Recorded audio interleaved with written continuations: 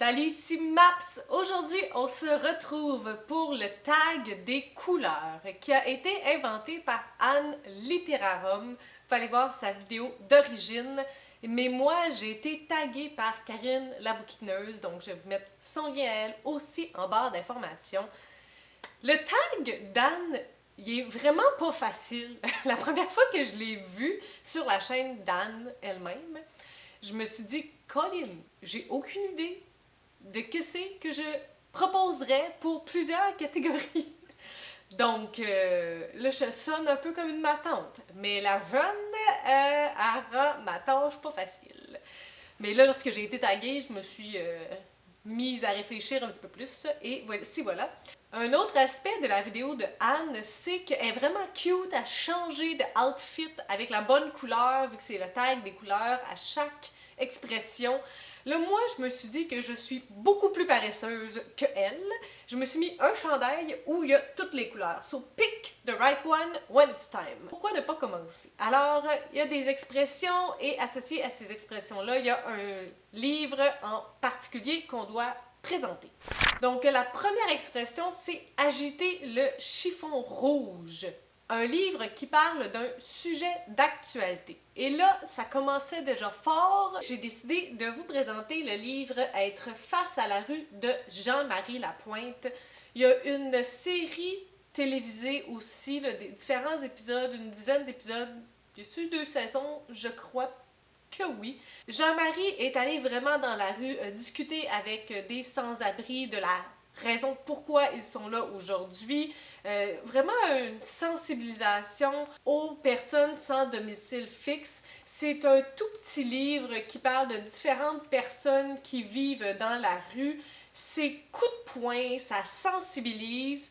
Moi, j'ai lu plusieurs ouvrages à la suite de ce livre-là avec comme thématique les personnes sans domicile fixe. Puis j'ai trouvé que celui-là, c'était une bonne entrée à la matière. Il y a plusieurs petites choses aussi qui sont à prendre en considération dans la manière qu'on a de percevoir des personnes qui sont SDF. Vraiment, je vous le conseille. Je trouve qu'on peut pas rester indifférent aux propos qui sont tenus à l'intérieur. Ben, si vous restez indifférent, c'est correct, là. Mais, tu sais. La deuxième expression, c'est apporter des oranges aux prisonniers. Un livre que j'ai reçu en cadeau. Là, c'est sûr qu'avec les années qui passent et le fait que j'avais une bonne pile de livres non lus, je ne demandais pas de livres en cadeau. Par contre, ma mère a fait souvent ça, me donner des livres en cadeau. Parce qu'elle aime, puis qu'elle sait que j'aime les livres. Au départ, je voulais vous montrer le dernier livre que j'ai littéralement reçu en cadeau. Est-ce que les services de presse, ça compte? Parce que si ça compte, c'est pas lui. J'ai reçu en cadeau Scarlett est branchée sur toi dans une boîte de services de presse. Donc, est-ce que techniquement, c'est l'usine rousse qui m'a fait un cadeau en dernier?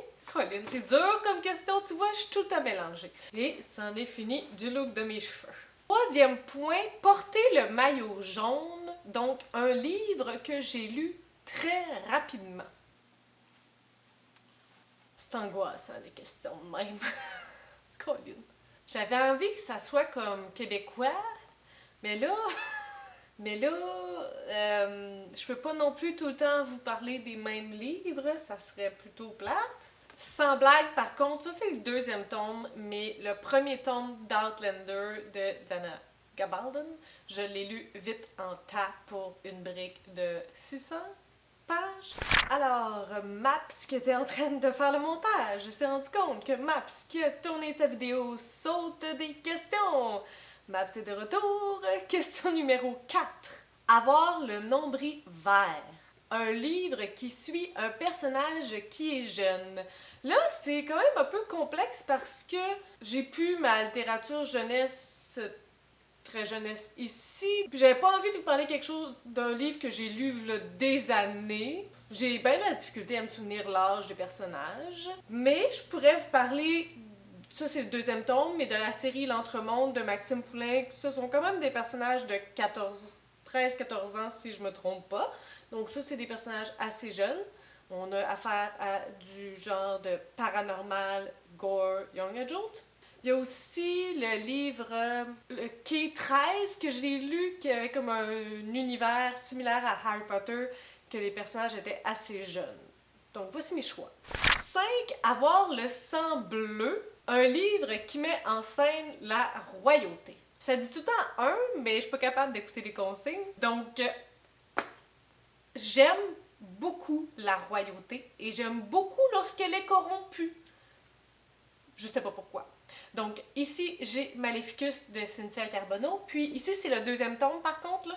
J'ai pas le premier de Laura Sebastian, Lady Smoke. Le premier tome, c'est Ash Princess. 6. Fer, feu, violet. Un livre que tu as acheté à cause de la hype, mais que tu as aimé. Je pense que pour cette catégorie, c'est l'allégorie des truites arc-en-ciel de Marie-Christine Chartier qui va le mieux dans cette catégorie-là parce que je l'ai vu énormément partout, mais il y a vraiment beaucoup d'éléments qui me rejoignent. Entre autres, du gros beau slow burn. Donc, j'ai beaucoup aimé malgré que c'était un livre assez populaire. Ce qui parfois cause des déceptions à cause des attentes. 7. Voir la vie en rose. Un livre qui rend heureux. Là, j'ai pas le choix. Je sais que c'est le même livre que Karine la bouquineuse que je vous présente, mais dans cette période de confinement, il y a un livre qui m'a donné du bonheur en profusion. Puis ça m'arrive pas souvent parce que j'aime vivre plein d'émotions, mais le rire et la super joie n'est pas une émotion que j'expérimente souvent en lecture. Donc, j'ai pas le choix de vous reparler de Fanny Cloutier. Peut-être que lorsque cette vidéo-là sera en ligne, j'aurai lu le 3e tome, mais pour l'instant, je ne l'ai pas lu. Sauf que le 1er tome et le 2e tome ont été des coups de cœur pour moi. Donc, définitivement, Fanny Cloutier de Stéphanie Lapointe. Un ouvrage beau et un ouvrage bon. Catégorie 8, se faire des cheveux blancs. Un livre angoissant. Ça, j'ai eu beaucoup de difficultés. Mais je pense que je vais vous parler du thriller Le Chuchoteur de Donato Carisi parce que de la définition d'un thriller, c'en est un, puis j'ai définitivement été anxieuse du début à la fin jusqu'à en perdre le goût de la vie avec toutes les twists là, finales. Donc, définitivement, je pense que ça rentre bien dans cette catégorie. 9. Faire travailler sa matière grise. Un livre qui fait réfléchir. Ça aussi, c'était pas facile à réfléchir. Mais je pense que l'ouvrage que j'aimerais vous présenter, c'est Naufrage de Biz.